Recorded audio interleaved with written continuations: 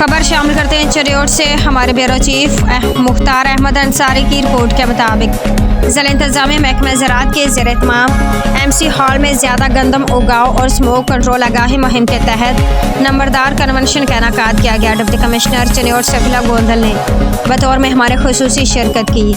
इस मौका पर assistant commissioner Shamsur Rahman, deputy director ज़राअत डॉक्टर शहबाज, सदर नंबरदार एसोसिएशन मलिक अशरफ खोखर, सेक्रेटरी सोहराब लोना व दीगर शरीक थे। कन्वेंशन से खिताब करते हुए डिप्टी कमिश्नर सफीला गोंदल का कहना था कि इस साल जिला में 2,54,000 एकड़ पर गंदम काश्त का टारगेट और अब तक 80,000 एकड़ के करीब गंदम काश्त की जा चुकी है।